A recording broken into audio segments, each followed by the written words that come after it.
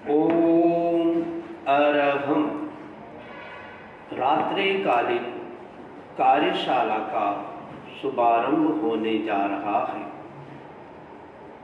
आज का विषय है कैसी हो हमारी भाषण शैली या प्रवचन शैली। कार्यक्रम का प्रारंभ एक गीत के साथ किया जा रहा है। आप लोग भी गीत को साथ साथ में गा सकेंगे या सुन सकेंगे, देख सकेंगे।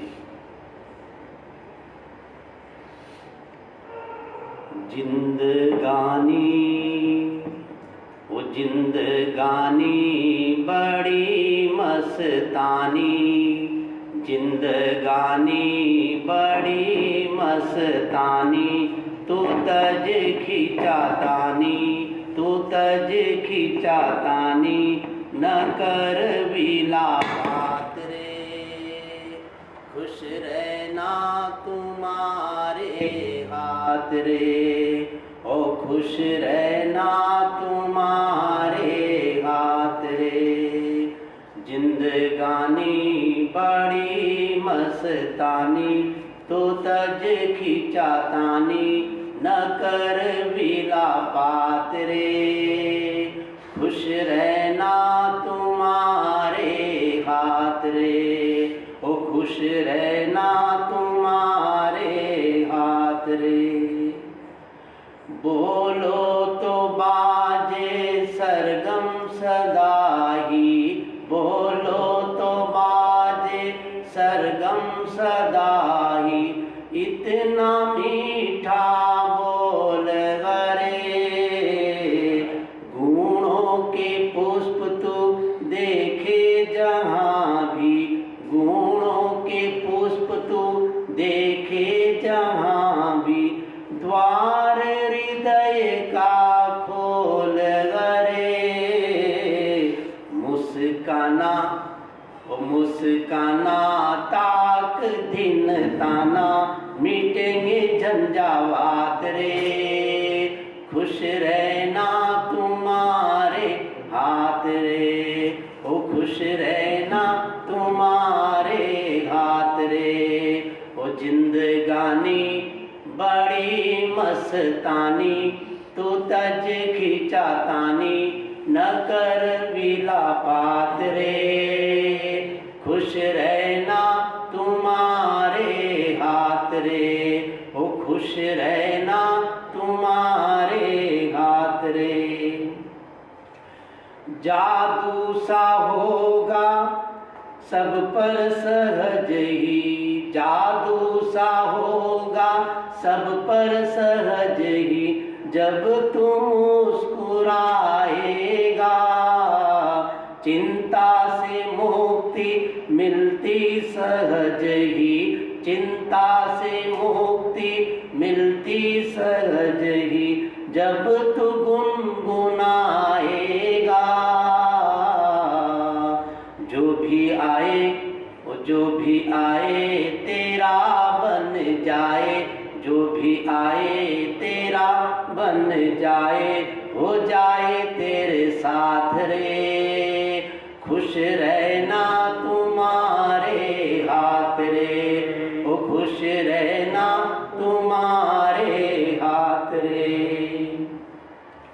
फूल जो बोए तो खुशबू बिखरती, फूल जो बोए तो खुशबू बिखरती, क्यों तू कांटा बोता है, हंसने से तेरे मोती बिखरते, हंसने से तेरे मोती बिखरते, क्यों तू बोझा ढोता है। फिर आओ अरे मुस्काओ, फिर आओ अरे मुस्काओ, है फल साक्षात रे, खुश रहना तुम्हारे हाथ रे, ओ खुश रहना तुम्हारे हाथ रे। जिंदगानी बड़ी मस्तानी, तू तज खिंचातानी, न कर विलापात रे। खुश रहना तुम्हारे हाथ रे, ओ खुश रहना तुम्हारे हाथ रे। जीवन में जो पल मिलते खुशी के, जीवन में जो पल मिलते खुशी के, उनको तू मत खो देना। अवसर पे निपजे मोती सदा ही, अवसर पे निपजे मोती सदा ही, अवसरों पर खो लेना, अवसरों पर ले लेना। गुर जानो न झूठा तानो, ओ गुर जानो न झूठा तानो, यही तो करामात रे। ओ खुश रहना तुम्हारे हाथ रे, ओ खुश रहना तुम्हारे हाथ रे। जिंदगानी बड़ी मस्तानी, तू तज खिंचातानी, न कर विलापात रे। खुश रहना तुम्हारे हाथ रे, ओ खुश रहना तुम्हारे हाथ रे।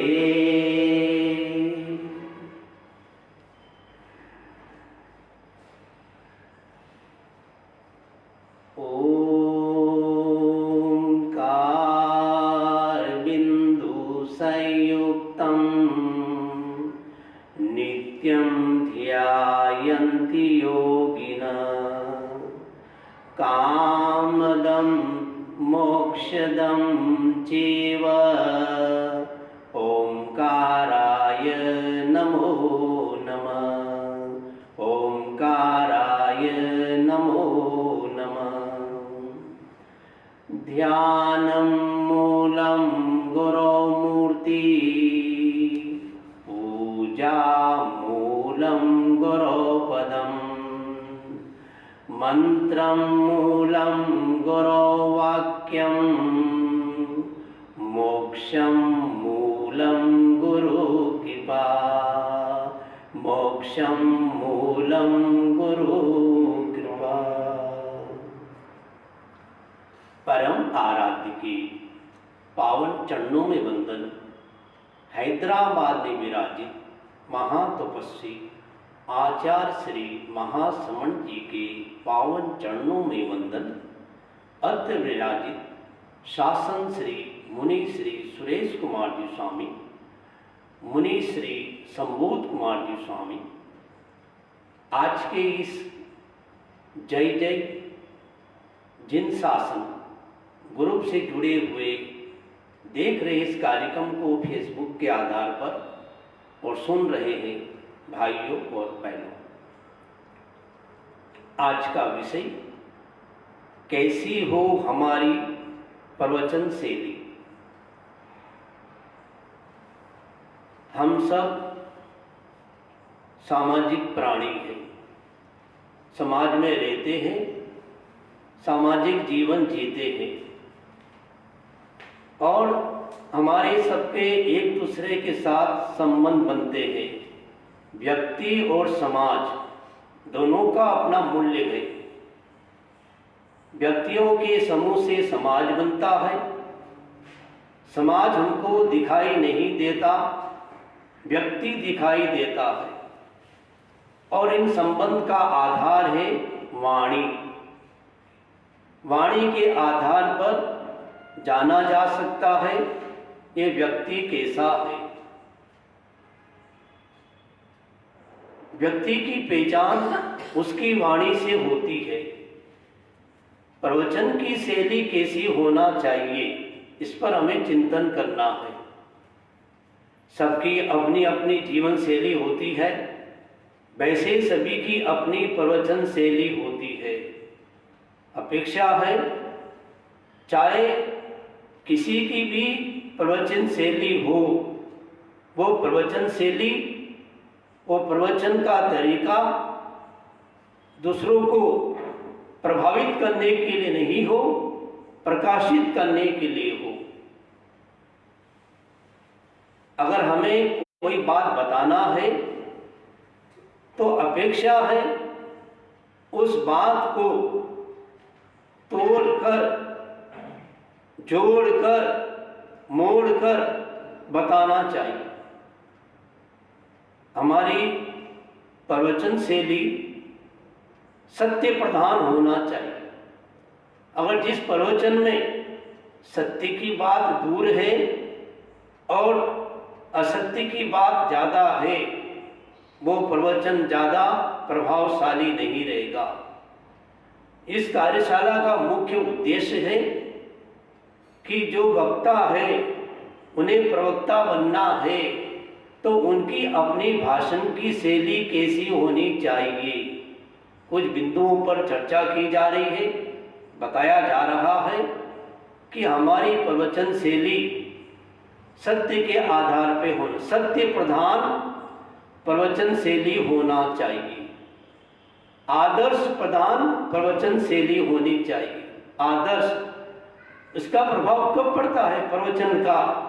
जब व्यक्ति जैसी बात कह रहा है, अगर वो बात उसके जीवन में है या नहीं, कितना अच्छा भाषण दिया जाए और अगर वो बात जीवन में नहीं है, उसका प्रभाव नहीं पड़ेगा। एक बार आचार्य श्री महाप्रज्ञ जी एक घटना सुना रहे थे कि एक आदमी अहिंसा के ऊपर भाषण देने के लिए खड़ा हुआ और बहुत जोरदार भाषण दिया उसने, और लोगों ने तालियां भी खूब बजाई। जब ताली बज जाती है तो भाषण देने वाले का उत्साह भी बढ़ जाता है। फिर उत्साह में, जोश में होश भी आदमी खो देता है कई बार। अब भाषण तो अच्छा दे दिया, पसीना भी आया, और पसीना पूछने के लिए उसने जेब में से रुमाल निकाला। उस रुमाल के साथ में एक अंडा था, अंडा भी नीचे गिर गया। क्या प्रभाव पड़ेगा? नहीं पड़ेगा, कारण उसकी प्रवचन शैली आदर्श प्रदान नहीं है। तो हमारी प्रवचन शैली में अगर आदर्श हो, अगर मैं आपसे कहूँ कि आप सब सीधे बैठो और मैं अगर झुक के बैठूंगा तो मेरी बात लोग नहीं स्वीकार करेंगे। मैं कहूँ कि पापड़ नहीं खाना और मैं पापड़ खाऊं, मेरी बात नहीं मानेंगे। तो जैसा वो बताता है वैसा उसके जीवन में होना चाहिए, और उसकी फिर जीभ नहीं बोलती, उसका जीवन बोलता। शासन गौरव मुनि मधुकर स्वामी ने एक बार मुझे शिक्षा के रूप में कहा, तुम इतना अच्छा भाषण, आदर्श प्रदान होना चाहिए। और उन प्रवचन के अंदर हमें आधार रखना चाहिए, अपना सामने रखना चाहिए, अपने गुरु को, अपने इष्ट को सामने रखना चाहिए। और जैसे हम जैन हैं तो भगवान महावीर स्वामी को आगे रखें। उन्होंने जो बात बताई उन बात के आधार पे आगे बात को रखें। हमारी कोई भी बात आगम से अवरुद्ध न हो जाए। चाहे हम विज्ञान के विद्यार्थी हैं तो विज्ञान की बात भी करें तो तथ्यपरक बात वही बताई जाए। विज्ञान के नियम तो बदलते रहते हैं, अध्यात्म के नियम नहीं बदलते। यही अध्यात्म और विज्ञान में अंतर है। तो हमें भगवान महावीर स्वामी की जो वाणी आगम है, उस आगम प्रधान हमारी प्रवचन शैली होनी चाहिए। प्रवचन देने वाले को ये देखना चाहिए जनता कौन सी है, जन भोग्य मेरा भाषण है या नहीं। जनता तो है सामान्य, और वहां पर लच्छेदार भाषण दिए जाए, संस्कृत में बोला जाए, अंग्रेजी में बोला जाए, नहीं चलेगा, प्रभाव नहीं पड़ेगा। आगम शास्त्र में लिखा है जिस नई की जनता है उसी नई में भाषण दिया जाए, प्रवचन दिया जाए। जनता यदि व्यवहार नई की है तो प्रवचन भी व्यवहार नई का होना चाहिए। जनता निश्चय नहीं की है तो प्रवचन भी निश्चय नहीं का देना चाहिए। प्रवचन में सब तरह के लोग आते हैं, तो जैसे सब समझ जाए वैसी बात बताना चाहिए। जैसे वर्तमान में हमारे आचार्य महाश्रवण जी, उनकी देखिए प्रवचन शैली, उनकी अपनी मौलिक प्रवचन शैली है, और प्रवचन शैली मौलिक होना चाहिए। शुरुआत में सीखने के लिए किसी की कॉपी कर सकते हैं, अच्छी बात की कॉपी करना गलत नहीं है, लेकिन अपनी मौलिक प्रवचन शैली होनी चाहिए। और प्रवचन शैली मौलिक कब होगी? जब उनका चिंतन मौलिक होगा। हमारा चिंतन मौलिक कब होगा? जब व्यक्ति चिंतन से अचिंतन में जाएगा। आचार्य श्री महाप्रज्ञ जी, जिनकी प्रवचन शैली जनभोग्य, आज भी बहुत विद्वान लोग कहते हैं, विद्वान लोग भी उनकी बात समझ लेते। और एक समय था जब मणि नथमल जी थे, वो विद्वान भी थे, विद्वान तो बाद में भी रहे, तो उनका दर्शन के प्रति फिलोसॉफी के आधार पर वो ज़्यादा बोलते थे। अब उनकी फिलोसॉफी की बात हर कोई समझ नहीं सकता, तो आचार्य तुलसी ने उन्हें कहा कि एक काम करो, आप कहानी की बात को दर्शन के माध्यम से, फिलोसॉफी के माध्यम से बताते हो, चेंज कर दो। अब दर्शन की बात को, फिलोसॉफी की बात को कहानी के माध्यम से बताओ। कहानी के माध्यम से बताना शुरू किया, विद्वान लोग भी आने लग गए, और जो लोग ज़्यादा विद्वान नहीं वो भी आने लग गए, और उनकी कहानियां बहुत फेमस हो गई। महाप्रज्ञ ने कहा, कथाएं महाप्रज्ञ की, कथाएं महाप्रज्ञ की इतनी फेमस हो गई, कथाएं तो और किसकी होती है, लेकिन जो कहता है तो एक उनके लिए कहा जाता है कि ये कहानी कौन सुनाता है। तो प्रवचन शैली में अंतर आ गया। तो ये कहा गया कि जनता देखो जनता कैसी है। मेरी बात अभी कौन लोग सुन रहे हैं? मैंने देखा आचार्य तुलसी को बड़ी निकटता से देखा। वो हमारे गुरु रहे, उन्होंने अपने हाथ से मुझे दीक्षा दी 35 साल पहले। तो उन्होंने बताया और देखा हमने, महापुरुष ज़्यादा नहीं बोलते, उनके पास में बैठने से भी बहुत कुछ सीखा जाता है। मैंने देखा डॉक्टर आया तो डॉक्टर की शैली में बातचीत की, विज्ञान की बात कर रहे हैं। तत्वज्ञानी आया, तत्वज्ञानी की बात कर रहे हैं। छोटा बच्चा आया तो बच्चे जैसी बात कर रहे हैं। ये होना चाहिए। अगर और क्या होना चाहिए? जैसे प्रवचन है तो सुनने वाले के लिए भी जैसे बोलने का भी कहा जाता है, तो जरूरी है कि जैसे स्कूल के अंदर पहली क्लास का बच्चा अलग क्लास में पढ़ता है, 5वीं क्लास का बच्चा अलग क्लास में पढ़ता है, 10वीं का अलग क्लास में पढ़ता है। एक ही टीचर हो सकता है पढ़ाने वाला, लेकिन वो पढ़ाएगा, स्तर देखेगा कि ये बच्चा कौन सी क्लास का है। इसी तरह से ये होना चाहिए। ये पता नहीं कब कैसे होगा कि जनता किस तरह की है, यानी 3 कैटेगरी कर दी जाए। बच्चे की क्लास प्रवचन बच्चों के लिए अलग हो, जवान लोगों के लिए प्रवचन अलग हो, और जो लोग वृद्ध है, रिटायर है, 60 साल के ऊपर हो गए, क्योंकि सबको अलग अलग चीज चाहिए। जो चीज बच्चे को चाहिए वो बूढ़ों को नहीं चाहिए, जो चीज जवान आदमी को चाहिए वो बच्चे को नहीं चाहिए। तो ये देखना चाहिए, ये कैटेगरी करना चाहिए प्रवचन देने वालों को कि मेरे प्रवचन में दे रहा हूँ या भाषण दे रहा हूँ तो सबको एक जैसी बात कैसे बताएं, कैटेगरी कर दी जाए। अब ऐसा संभव न हो तो प्रवचन देने वाला अपने विवेक से विवेक लगाए कि प्रवचन में बच्चे भी है, जवान भी है और वृद्ध भी है।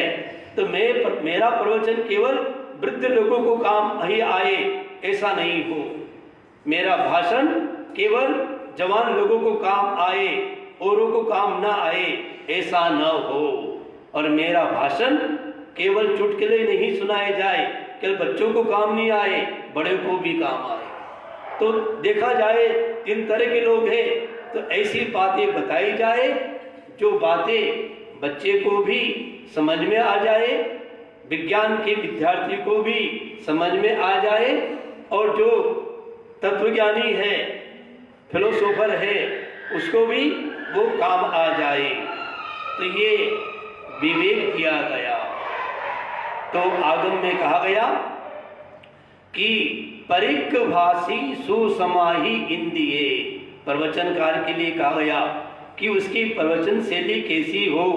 परिक भाषी, परीक्षा करके बोले, जैसे पानी छान के पिया जाता है वैसे अपनी वाणी को भी छान के निकाले, फिल्टर वाणी, ताकि उस वाणी में किसी के प्रति राग नहीं और किसी के प्रति द्वेष नहीं, किसी का दिल चुभे, किसी को बुरी बात लग जाए, ऐसी बात नहीं निकले।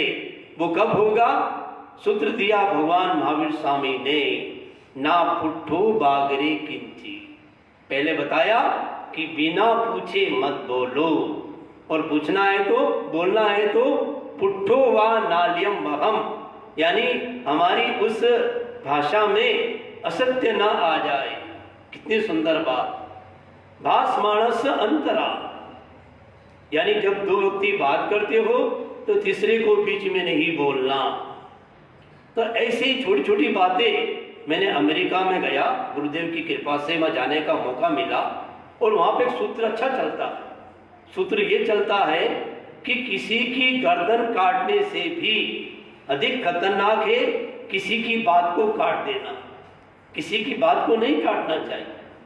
चाहे प्रवचन दे रहे, कुछ कह रहा है, उसकी बात सुनो। और मैंने देखा हमारे आचार्य महाश्रमण जी को, आपने भी देखा होगा कि चाहे वो प्रतिक्रमण कर रहे हैं, कोई छोटा बच्चा आ भी गया, कुछ कहना चाहता है, तो प्रतिक्रमण को रोका और वो क्या कहना चाहता है उसकी बात को सुनते हैं।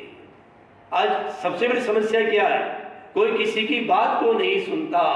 बड़े बड़े लोगों को मैंने रोते हुए देखा कि हम इतने धनी तो हो गए, लेकिन हमारा बच्चा हमारा कहना नहीं मानता। पति बोलता, पत्नी कहना नहीं मानती, पत्नी कहती है, पति कहना नहीं मानता। एक छोटी बात बताई जाती है कि शादी हुई थी, शादी और झगड़ा शुरू हो गया। 3रा साल हुआ, झगड़ा शुरू हो गया। तो पूछा गया, भीड़ लग गई। जब फ्री में नाटक होता है तो आसपास के लोग क्यों नहीं देखेंगे? तो पूछा, भाई झगड़ा किस बात का हो रहा है, इतनी बोली चाली क्यों हो रही है? पति ने कहा, शादी का पहला साल बहुत अच्छा बीता और मेरी पत्नी इतनी अच्छी चंद्रमुखी की तरह रहती। मैंने जो भी कुछ कहता और ये कहना मानती, मैं बोलता था और ये सुनती थी। फिर 2रा साल आया, विकास हुआ और पत्नी बोलती थी और मैं सुनता था। अब विकास हो गया, 3रा साल है, हम दोनों बोलते, आसपास के लोग सुनते हैं। समझ गया? जब 2 जने बोलेंगे तो तीसरा सुनेगा। अपनी घर की बात पड़ोसी को भी नहीं कहना चाहिए।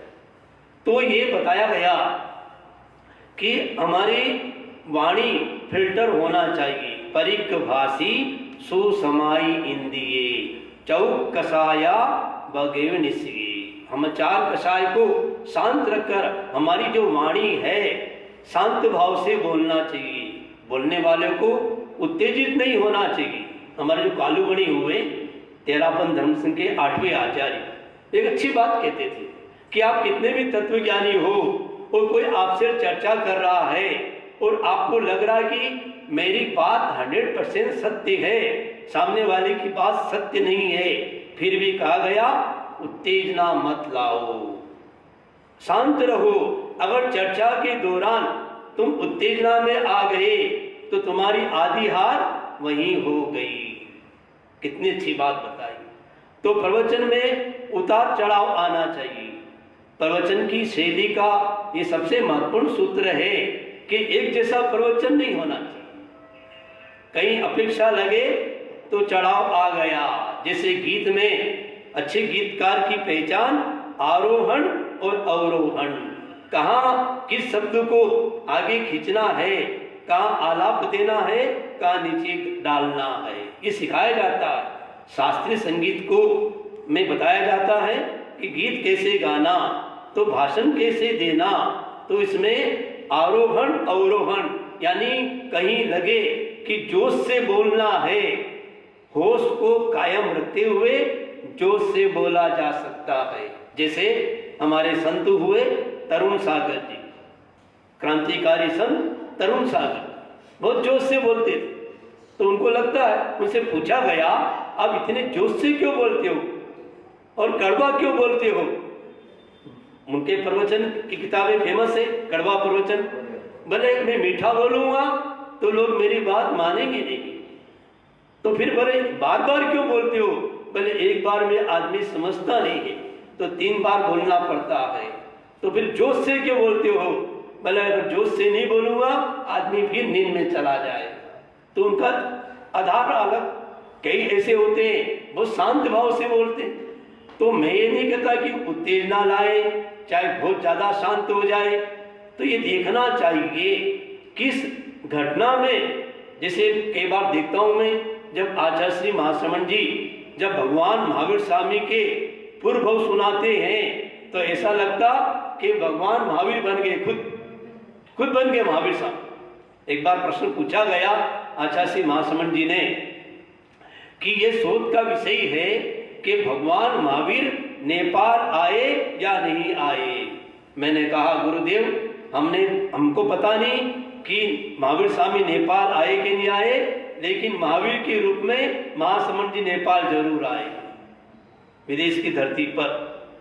तो ये उनका विवेक है। तो प्रवचनकार या भाषण देने वाले का जरूरी है कि छटनी करे कि मुझे क्या बोलना है और क्या नहीं बोलना है। चाहे कितनी अच्छी बात हो, जरूरी नहीं कि वो बात बताई जाए। आचार्य तुलसी सिंह भाई ने कहा कि गुरुदेव आपको ये काम करना चाहिए। बोले क्यों? बोले काम बहुत अच्छा है। आचार्य तुलसी ने कहा मैंने अच्छे काम का ठेका नहीं ले रखा है, मेरी क्षमता नहीं है तो मैं काम नहीं करूं। क्षमता के आधार पर आगे बढ़ना चाहिए। तो प्रवचनकार की शैली में सत्य भी आए, तथ्य भी आए, और ये देखना चाहिए कि सामने वाली जनता जो है वो किस आधार पे मेरी बात को समझेंगे। कहानी सुनाए, कहानी भी सुनाई जा सकती है लेकिन कोरी कहानी नहीं। संस्कृत भी बताया जा सकता है, संस्कृत में श्लोक भी सुनाए जा सकते हैं लेकिन कोरी संस्कृत नहीं। अंग्रेजी में भी अच्छा भाषण दिया जा सकता है लेकिन कोरी अंग्रेजी नहीं। तो उस प्रवचन को अच्छा माना जाता है जिस प्रवचन में कहानी भी हो, तथ्य भी हो, सत्य भी हो, कहीं चुटकुला भी हो समझाने के लिए, और मुक्तक भी हो, दोहा भी हो, श्लोक भी हो, और संस्मरण जैसे हम इन दिनों में श्रद्धेय मुनि श्री शासन श्री मुनि श्री सुरेश कुमार स्वामी के प्रवचन सुनते हैं, संस्मरण सुनते हैं। तो संस्मरण भी बड़ी प्रेरणा देते हैं क्योंकि संस्मरण में सच्चाई होती है। कहानी में कहानी सत्य हो ना हो, कहानी कहानी है। कहानी और घटना में ये तो अंतर है, घटना सत्य से साथ जुड़ी होती है और कहानी जो घटनाएं होती है वो सत्य होती है, और जो कहानी होती है वो कल्पना के साथ जुड़ी होती है, उसमें सारे नाम काल्पनिक होते हैं। तो ये विवेक दिया गया, और प्रवचन देने वाले को चाहिए कि उसकी जो भाषा वाणी है, निश्चयकारी तो नहीं बोलते, निश्चयकारी भाषा नहीं बोलना। सत्य है फिर भी ऐसा सत्य मत बोलो कि हिंसा हो जाए। अपनी बातचीत में क्या शब्द लगाओ? शायद, प्राय, परहैप्स, में भी, या राजस्थानी भाषा में लखावे, दिन सूर्यास्त हो तो लखावे, दिन अस्त हो रहा है, हो गया, ऐसा मत को। तो निश्चयकारी भाषा नहीं बोलना। तो ये उसका, और सोच के जितना बोलेगा 3 फायदे होंगे। पहला फायदा होगा कि वो ज्यादा नहीं बोल पाएगा। देखना जो व्यक्ति बिना सोच के बोलता है वो बहुत ज़्यादा बोल देता है कई बार, और कई बार ज़्यादा बोलते बोलते वो सत्य से असत्य की ओर चला जाता है। तो कहा गया सोच कर बोले, think twice before you speak. बोलने के पहले एक बार नहीं 2 बार सोचना चाहिए। दूसरा फायदा होगा कि वो कटु नहीं बोल पाएगा, वो कटु नहीं बोल पाएगा। वो कैसे बोलेगा? सोच के बोलने वाला मीठा बोलेगा, कटु नहीं बोलेगा। तीसरा, उसकी बातों पर विश्वास किया जाएगा। देखना, तो 3 फायदे होंगे। पहला फायदा क्या हुआ? वो ज़्यादा नहीं बोल पाएगा। दूसरा, कटु नहीं बोल पाएगा। और तीसरा, उसकी बातों पर विश्वास किया जाएगा। तो पहले क्या करना? पहले सोचना, सोचकर बोलना। यानी प्रवचनकार होता है कि अमुक विषय पर बोलना है तो प्रवचन के पॉइंट पहले से तैयार रखें और उसके अभ्यास कर ले, पहले से अभ्यास कर ले कि मुझे ये बोलना है। तो हमारी शैली, प्रवचन की शैली कैसी होना चाहिए, तो उस शैली में इन तत्वों को जोड़ दे, तो फिर हमारा बोलना उपयोगी रहेगा। तो सोचकर बोलना बहुत ज़रूरी है। बहुत ज़्यादा भी नहीं सोचना। ज़्यादा सोचेंगे तो सोचेंगे कि ये तो भूल गया बोलते हुए, तो ज़्यादा और थोड़ा जरूर सोचना। बोलना परिकभाषी सुसमाई हिंदी है। और हमारी प्रवचन के अंदर दृष्टांत आई समझाने के लिए। दृष्टांत बहुत प्रसिद्ध है, तो दृष्टांत के माध्यम से, रूपक के माध्यम से जो बात कही जाती है वह बात जल्दी आसानी से लोग समझ जाते हैं। तो प्रवचन में, हमारी प्रवचन शैली में यह जरूरी है कि कोई बात बताए तो उसका आधार होना चाहिए। अगर विज्ञान की बात बताए तो वैज्ञानिक तथ्य क्या है वो अपनी डायरी में लिखे हुए हो, तो समय आने पर बता दी जाए। कोई पूछे भाई आपने विज्ञान की इतनी बड़ी बात कह दी, ये बात कहाँ लिखी है? अगर आपने कहीं पढ़ी है तो आपने नोट कर लिया। हमारे मुनिश्री है, अभी कोटा में विराज रहे, धर्मचंद जी पीयूष, खजाना उनके पास में इतना सारा, जब भी वो कुछ पढ़ते हैं तो नोट करते रहते, तारीख सही, कितनी तारीख को कहाँ क्या पढ़ा, क्या लिखा, तब वो बात बताते हैं। लोगों को बात अच्छी लगती। हवा में अगर बात कह दी जाए वो बात का इतना दम नहीं रहता है। आगम की बात की जाए तो आगम का आधार क्या, किस आगम में ये बात कही गई है, वो बात बताई जाए।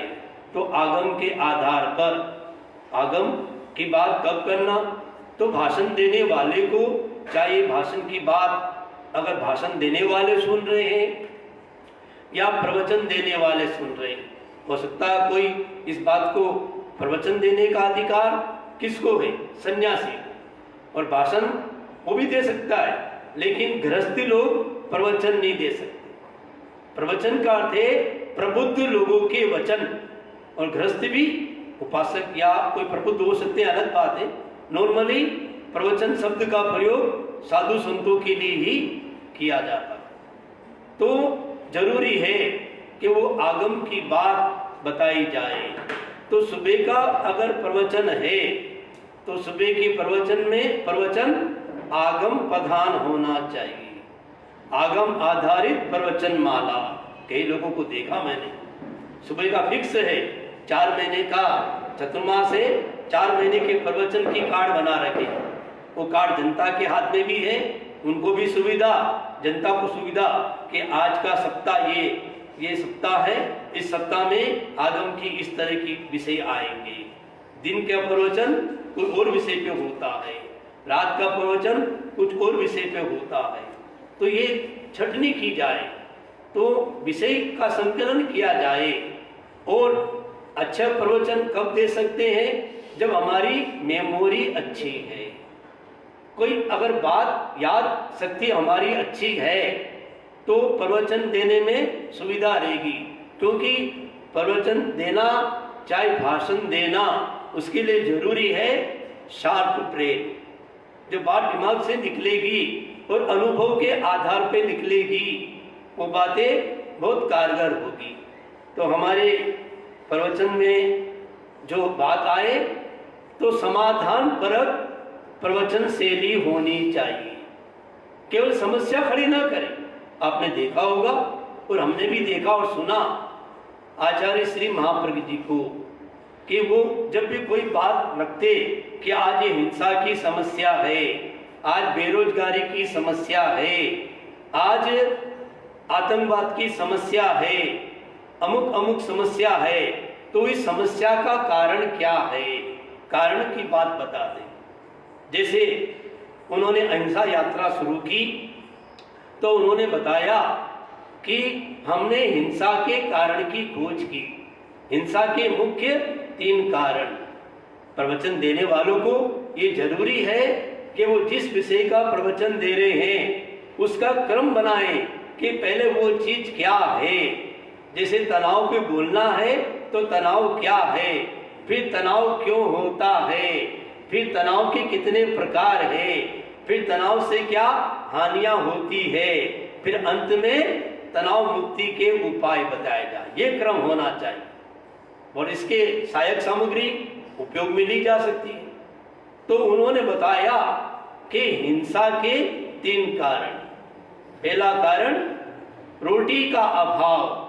गरीब आदमी से कुछ भी तरह की हिंसा कराई जा सकती है। तो रोटी, हिंसा का कारण रोटी। उन्होंने गीत में भी लिखा कि हिंसा का जो कारण है वो रोटी है। रोटी का मतलब गरीबी। गरीबी गौरव गमाना, अमीरी अभिशाप है। मान खाना, मान खोना, मांग खाना, मान खोना मानसिक संताप है। आचार्य तुलसी ने श्रावक संबोध में लिखा कि मांगने का अधिकार किसको? केवल सच्चे सन्यासी। और लोगों को मांगना नहीं चाहिए। मांगन मरण समान है, मत मांगो कोई भीख, मांगन से मरना भला, ये सतगुरु की सीख। तो कहाँ मांगना, कहाँ नहीं मांगना, किसको मांगना? तो उन्होंने बताया कि हिंसा का कारण रोटी का अभाव। दूसरा, हिंसा का कारण आवेश का प्रभाव। जब देखा कि आ रहा है कि गरीबी है, लेकिन जो आदमी अमीर है वो हिंसा क्यों कर रहा है, तो बताया उसका आवेश बढ़ गया। तो आवेश का प्रभाव और निषेधात्मक चिंतन, इन 3 कारण से मनुष्य हिंसा करता है। तो ऐसी बातें बताई जाए तो जो प्रवचन दे रहा है या भाषण दे रहा है उनकी बात को सुनने वाला ध्यान से सुनेगा। तो समाधान परक बोलना चाहिए और हमारी बात में आग्रह नहीं होना चाहिए। एक होता है आग्रह, एक होता है अनाग्रह। एक बात आती है जोरदार कि शनि राहु केतु से भी खतरनाक कोई ग्रह है तो 2 ग्रह है। कौन से ग्रह? आग्रह और दुराग्रह। शनि फायदा भी कर सकता है। आचार्य महाप्रज्ञ जी शनि की महादशा में आचार्य बने। शनि फायदा भी करता, जरूरी नहीं कि शनि नुकसान ही करे। शनि फायदा करे चाहे ना करे, लेकिन सबसे बड़ा जो आग्रह और दुराग्रह ये नुकसान करते हैं। आचार्य भिक्षु, हमारे धर्मसंघ के पहले आचार्य, वो कहते थे कि एक रस्सी है और 2 जने खींचेंगे, परिणाम क्या आएगा? रस्सी टूट जाएगी। रस्सी नहीं टूटेगी, खींचने वाली की हड्डियां भी टूट जाएगी। बोले खींचातान मत करो, अपने विचारों में भी आग्रह मत रखो। मैं कहता हूं वो सत्य, ऐसा मत कहो। जो सत्य है वो मेरा है, ऐसा कहो। बड़ा अंतर है। मैं जो कहता हूं वो सत्य है, जरूरी नहीं, लेकिन जो सत्य है वो मेरा। तो आग्रह नहीं होना चाहिए। तो हमारी भाषण शैली में आग्रह न आए, कोई बात का, विचार का आग्रह न आए, कोई तत्व ज्ञान का भी आग्रह न आ जाए, कोई आगम की बात का भी आग्रह न आ जाए, कोई तरह का आग्रह नहीं आना चाहिए। और हमारे प्रवचन में जहाँ ये लगे कि गंभीरता की जरूरत है तो प्रवचन में गंभीरता ले आए। जहाँ लगे कि प्रवचन में लोगों को नींद आ रही है या प्रवचन लोगों को समझ में नहीं आ रहा है तो उसमें हास्य की बात डाल दी। मैं अमेरिका गया, ओहायो यूनिवर्सिटी के अंदर एक प्रोफेसर मिला, उसने एक बात बताई जोरदार। हमें इसी बात चली कि आपका इतना भाषण अच्छा, इसका क्या कारण? तो उन्होंने एक बात बताई कि अच्छे प्रवचनकार की विशेषता कि उस प्रवचन में कम से कम 5 मिनट के अंदर ऐसी कोई बात आ जाए कि श्रोता उस बात को सुनकर एक बार हंस दे या मुस्कुरा दे। अगर 5 मिनट से ज्यादा हो गए, 10 मिनट तक हो गए और कोई ऐसी बात नहीं बताई कि जनता हंसी नहीं, समझ जाना कि आपका वो प्रवचन बोर हो रहा है। या तो व्यक्ति नींद लेगा या फिर कहीं और उसका विचार कहीं चला जाएगा। तो जहाँ अपेक्षा लगे वहां पर हास्य का प्रयोग, और कितना सरल। हास्य के लिए कोई लंबा चौड़ी जरूरत नहीं, क्या उसमें उसके अनुकूल, विषय के अनुकूल उसमें जोड़ दिए जाए। क्या जोड़ दी जाए? जोक्स जोड़ दी जाए। एक बार आचार्य महाप्रज्ञ जी ने भिवानी के अंदर एक ऐसा जोक सुनाया, 5 मिनट तक प्रवचन को रोकना पड़ा, यानी लगातार लोग हंसते रहे जब, क्योंकि वो इतनी जल्दी बात समझ नहीं पा रहे थे। पीछे के लोग बोले क्या हुआ, बोले ये बात कही तो वो हंसने लग गए। फिर पीछे वाला पूछे क्या हुआ, बोले ऐसी बात कही तो वो हंसने लग गए। तो ऐसा उन्होंने एक जोक सुनाया, पूरा माहौल चेंज हो गया, यानी एक विनोद का वातावरण बन गया। जोक क्या था मुझे याद, मैं सुना रहा हूँ आपको कि एक बार की बात है, एक जगह का टिकट लेने के लिए लोग लाइन में लगे थे। अब बड़े बीच में एक आदमी खड़ा था, वो बड़ा परेशान हो गया। पीछे वाले आदमी ने पूछा क्यों परेशान क्यों हो गए, क्या बात है? तो उसने कहा मैंने पान खाया है, अब पान को जो बचा हुआ पीक है थूकने के लिए कहाँ जाऊं? अगर बीच में से निकल के जाऊंगा तो फिर मेरा नंबर पीछे लगना पड़ेगा, तो क्या करूं मैं? थूकना भी जरूरी है, इतना ज्यादा हो गया है। पीछे वाले ने कहा चिंता की बात नहीं, घबराओ मत, क्या करो, एक काम करो, तुम्हारे आगे जो आदमी खड़ा है उसके जेब में तुम पान जो खाया है वो थूक दो। तो उसने कहा अगर उसको पता चल गया तो पीछे वाले ने कहा मैंने तुम्हारे जेब में थूका, पता चला? नहीं चला। तो ये बात, ये खूब सुनाया था, कितना उनकी विशेषता थी। और ये प्रवचन देने वाले के लिए जरूरी है, चाहे कितनी भी हंसने की बात आ जाए, प्रवचन देने वाले को पहले नहीं हंसना चाहिए। अगर बोलने के पहले हम हंस दिए तो बात में दम नहीं रहेगा। तो ये बहुत सारी बातें हैं और ऐसे सारे सूत्र है। तो उत्तेजना में नहीं आना, बोलते बोलते उत्तेजना में नहीं आना, गर्मी नहीं खाना और अपनी बात को सहजता से रखने की कोशिश करना और निश्चयकारी भाषा नहीं बोलना। और प्रवचन में उतार चढ़ाव आए, जहाँ लगे कि जो बोलना है, कहीं लगे कि धीरे बोलना है, कहीं लगे रुक जा, तरफ भी इशारा किया जाए, चलता रहे। तो ऐसे प्रवचन शैली सबकी अपनी अपनी मौलिक हो सकती है। तो उन प्रवचन देने वालों को या भाषण देने वालों को ये चाहिए कि उन्होंने को अपेक्षा के साथ जोड़कर बताना चाहिए कि ये बात किस अपेक्षा से की जा रही है और उस बात के अंदर में छिपावा ना आए, बात को ऐसे रखना चाहिए। प्रेरणा दी जाती है ग्रस्त लोगों को कि आप कोई भी बात करो तो आपकी बात में छल कपट। एक आदमी कचौरी मुंह में पानी में चला जाना मिलेगा नहीं, ऐसे बता रहा हूं। तो कचौरी बेच रहा था और उसने कहा गर्मा गर्म कचौरी, गर्मा गर्म कचौरी, गर्मा गर्म कचौरी। लोग आए, कचौरी खरीद के खाने लग गए।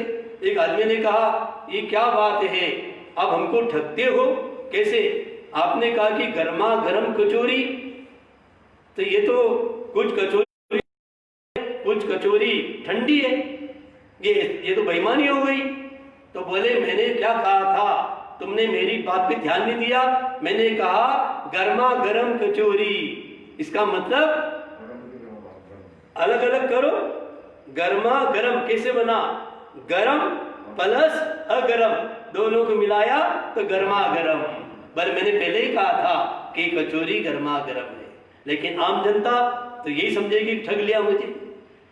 तो ऐसे तथ्य की बात जीवन में आ जाए तो हमारा जीवन बहुत अच्छा बन सकता है। तो जहाँ अपेक्षा लगे वहाँ पर बोलना चाहिए, और जहाँ अपेक्षा न लगे वहाँ नहीं भी बोलना चाहिए। तो ये सूत्र दिया गया कि हमारे प्रवचन शैली के लिए जरूरी है उसकी अच्छी तैयारी कर ली जाए, और उसमें ये बताया जाए कि ये बात इस आधार पे कही जा रही है, तो वो बात हमारे जीवन में उपयोगी बन जाती है। अगर हमारे उसमें बात कोई इस तरह की है तो वो बात जीवन में नहीं उतरती है। तो अपेक्षा इस बात की है कि जिस बात को समझाया जा रहा है उस बात में ये आए कि एक बात बताई जाती है, प्रश्न पूछा जाता है कि बोलना अच्छा है या मौन रखना अच्छा है? क्या अच्छा है? सरल क्या है? मौन रखना सरल है या संयम पूर्वक बोलना सरल है? तो कहा गया मौन रखना सरल है, संयम पूर्वक बोलना कठिन है। तो जहां बोलना जरूरी है वहां जरूर बोलना चाहिए, और जहां बोलना जरूरी नहीं है वहां पर मौन रखना चाहिए। हम सब बोलने का मूल्य जानते हैं, इसलिए हम सब बोलते हैं, लेकिन एक समय ऐसा आता है बोलने की अपेक्षा न बोलने का मूल्य ज्यादा बढ़ जाता है। तो कहीं कहाँ बोलना कहाँ नहीं बोलना, अगर आपस में अनबन हो गई और नहीं बोलते हैं तो मौन नहीं कहलाएगा। एक बार पति पत्नी में झगड़ा हो गया, कहते पति पत्नी हो और झगड़ा न हो तो वो क्या पति पत्नी हुए, अधूरा माना जाता है। और कई लोगों को रस भी होता है। मनुष्य को लड़ाई में जितना रस नजर आता है शायद उतना रस रसगुल्ले में भी नहीं आएगा। अगर आप मानो रसगुल्ला खा रहे हैं और आपको लगे बाहर झगड़ा हो रहा है, आप छोड़ देंगे, जाके देखेंगे क्या हो रहा। तो पति पत्नी आपस में नहीं बोलते हैं, अगर मौन है तो अच्छी बात, लेकिन यदि अनबन हो गई और नहीं बोलते हैं तो वो मौन नहीं कहलाएगा। सर्दी का मौसम चल रहा है, सर्दी के मौसम की घटना है कि पति पत्नी आपस में बोलते ही नहीं थे और ऐसे ही काम चल रहा था। इशारे में भी काम चलता है कई बार। तो उसका पति देव सुबह सुबह न्यूज़पेपर पढ़ता। बहुत से लोग न्यूज़पेपर पढ़ते हैं, बल्कि हमारे आचार्य से महापुरुष जी ने बताया, फरमाया कि न्यूज़पेपर सुबह सुबह नहीं पढ़ना चाहिए, पढ़ना हो तो 9 बजे बाद, 10 बजे बाद। और मुझे उनसे ऐसी प्रेरणा मिली कि 2002 में चतुर्मास था आचार्य महापुरुष जी का अहमदाबाद में, और मुझे भेजा अजमेर, और अजमेर में पेपर पढ़ता था। एक दिन उनका प्रवचन सुना और ऐसी प्रेरणा लगी। आज लगभग 18 साल हो गए मैंने न्यूज़पेपर नहीं पढ़ा और कोई नुकसान नहीं हुआ। आपने पता नहीं कितना क्या पढ़ा और क्या नुकसान फायदा हुआ, बताइए मुझे।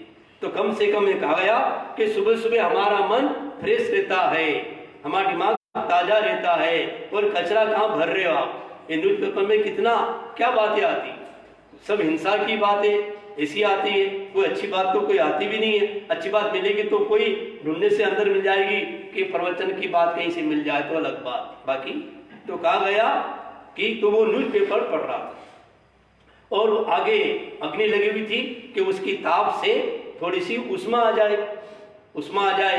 अब वो तल्लीन हो गया पढ़ने में। अचानक क्या हुआ, उस अग्नि में से एक तिनका उठा और उसके कपड़े में लग गया। उसकी पत्नी ने देख लिया, कि मेरे पति के कपड़े में पायजामा था, पायजामा में तिनका लग गया और धीरे धीरे वो आग का रूप धारण न कर ले। कुछ करना चाहिए, लेकिन शर्त ये है कि पहले कौन बोले, क्योंकि शर्त रखी पहले बोले, हार गया। अब बोलना भी नहीं, लेकिन वो बचाना भी जरूरी है। खुदा ना खास्ता कल से क्या हो जाए, है तो अपना पति, तो सोचा कैसे बोलूं, तो पढ़ी लिखी थी, भीत की तरफ मुंह किया और एक शायरी बोली। शायरी बोली कि किसी की अला जले, किसी की बला जले, किसी का पायजामा जले। शायरी की भाषा में बोला उसने, किसी की अला जले, किसी की बला जले, किसी का पायजामा जले। सुना तो दिया, सुन लिया उसने। अरे ये पत्नी मेरी कितनी अच्छी है, कितना ध्यान रखती है, ये नहीं बोलती तो ये पजामा जल जाता और पता नहीं क्या होता, मुझे धन्यवाद देना चाहिए। लेकिन मैं भी कैसे बोलूं, क्योंकि मैं बोलूंगा तो ये रहेगा कि तो हार गया। शर्त लगी थी, जो पहले बोले वो हार जाएगा। अब जवाब भी देना है, वो भी पढ़ा लिखा था, तो उसने भी भीत की तरफ मुंह किया और उसने बोला कि लड़ती है, झगड़ती है, मगर घर वाले का ध्यान खूब रखती है। जब ये पत्नी ने ये सुना, मेरा पति इतना अच्छा बोलता है, मन मिटाओ मिट गया। वाणी अमृत भी है और वाणी जहर भी है। अगर सोच के बोलेंगे, पर पूछा गया प्रश्न कि ये वाणी मीठी की अमृत, ये वाणी जो है ये मीठी के कड़वी कैसी है, जीभ मीठी के कड़वी, तो कहा गया ये जीभ मीठी भी है कड़वी भी है। जीभ से मीठा बोले तो मीठी, मीठा बोले यानी कटु शब्द नहीं बोले, और कटु शब्द बोल दिया तो ये जीभ कड़वी है। अकबर ने बिरबल से पूछा, सब लोगों से पूछा, बताओ सबसे मीठी चीज क्या है। सबने कहा, किसी ने कहा रसगुल्ला, किसी ने बोला मिश्री, किसी ने बोला किशमिश। लेकिन बिरबल जब तक न बोले, बोले गुरुदेव सबसे मीठी जीभ है। फिर पूछा गया सबसे कड़वी क्या है, बोले किसी ने कहा करेला बहुत कड़वा होता है, किसी ने कहा केर कड़वा है, किसी ने कहा मेथी कड़वी है। बिरबल ने बोला तो नहीं मानते। बिरबल ने कहा सबसे कड़वी जीभ है। बोले कैसे, पहले अवसर आने पर बताऊंगा। तो अवसर क्या किया, अवसर उसने निकाला कि निमंत्रण दिया गया कि आपकी बेगम साहिबा को मेरे घर पे भोजन के लिए भेजो। उनको पूरा विश्वास था, बिरबल कह रहा है तो ये सही कह रहा है, और निसंकोच होकर उन्होंने अपनी बेगम साहिबा को बिरबल के घर पर भेज दिया। साहब कहानी सारी आपने सुनी होगी, उसका सार बता रहा हूं। सारा खाना खिला दिया, वो उठने लग गई, पीछे से बोला तुरकनी आई थी, जमीन को साफ अच्छी तरह से कर देना। जैसे ये सुना, इतना कटु शब्द, खाया पिया मीठी केवल जीभ है, फीके सब पकवान, खाया पिया सब खत्म, बेगम करे बयान। बेगम गई अपने बादशाह के पास और कहा कि आज ये हो गया। बेगम ने कहा बादशाह से, आपने मुझे कहां भेज दिया, वो क्या हुआ क्या। बोले खाना खिलाया, फिर क्या हुआ, मनवार नहीं की, मनवार भी की, तो फिर तुम क्यों हो गई। बोले बाद में उन्हें ये सब बोल दिया। पर ऐसे बोल दिया, बुलाया बिरबल को, तुमने ये ऐसे कैसे करवा। प्रश्न का जवाब था, मीठी केवल जीभ है तो कड़वी केवल जीभ है। कि वो इस तरह की बातें बताए कि उनकी जीवन शैली बहुत उपयोगी रहे और उनका प्रवचन की शैली, भाषण की शैली दूसरों के लिए भी उपयोगी बने। तो आज मनीश्री शासन श्री मनीश्री सुरेश कुमार जी स्वामी के सानिध्य में सम्मोद कुमार स्वामी ने जो एक कार्यशाला का यह 13वां सभा नाथ द्वारा का सौभाग्य उनको आयोजन करने का मौका मिला। और जय जय जिन शासन यह ग्रुप के माध्यम से बात को लोग सब देख रहे हैं, सुन रहे हैं। तो सुझाव हो, कोई कमेंट्स हो, साथ में रख सकते हैं। तो आज ये कार्यशाला का ये इसका मुख्य उद्देश्य है कि इफेक्टिव अपना जो स्पीकिंग पावर है वो कैसे हो, उस संदर्भ में कल भी मुनिषी ने बताया था। वो कल मुनिषी का जो विषय होगा वो होगा कि हमारा जो भाषण है वो ओकेशन पे कैसे, उस पर अवसर पर कैसे पार्टिसिपेट करना, बोलना, ये संदर्भ में उनका भाषण होगा, प्रवचन होगा, भाषण प्रवचन जो भी। तो आज हम इस अवसर पर आज इस बारे में हमें ये चिंतन करना है। इन जो बातें आपको बताई है, हो सकता है कुछ बातें छूट गई होगी, हो सकता है कुछ बात आपको काम ना आए, फिर भी कुछ बात बताने की कोशिश की है। तो मुझे आशा और पूर्ण विश्वास है कि आप लोग इस समय जो 8 से 9 का समय है, ये बड़ा कीमती समय है। और समाचार मिल रहे हैं कि ये जो कार्यक्रम को केवल हिंदुस्तान के लोग नहीं, जो हिंदुस्तान से बाहर के लोग हैं वो भी इस कार्यक्रम को देख रहे हैं, रुचि रख रहे हैं और अपने कमेंट्स भी भेज रहे हैं। आप भी ये इस प्रोग्राम को कैसा लगे दूसरों को भी बताएं और अपना कमेंट्स भी दें, सुझाव भी दें, ताकि हम भी और उसमें आगे अपना सुधार कर सकेंगे। तो आज समय अब संपन्न होने जा रहा है। तो आशा और विश्वास है कि आज आप अपने जीवन में इन बातों को उतारने की कोशिश करें। कैसे अपना प्रवचन या भाषण प्रभावशाली हो, आपकी शैली, प्रवचन की शैली कैसी हो, बहुत सारी बातें इस संदर्भ बताइए। और हम इन 5 दिनों में ये जानेंगे और भी जानेंगे कि और हमको भाषण देने में किन किन बातों की सावधानी रखना है, कैसा हमारा भाषण और प्रभावशाली हो। इस तरह की बातें आने वाले समय में आपको बताई जाएगी। तो समय संपन्न होने जा रहा है।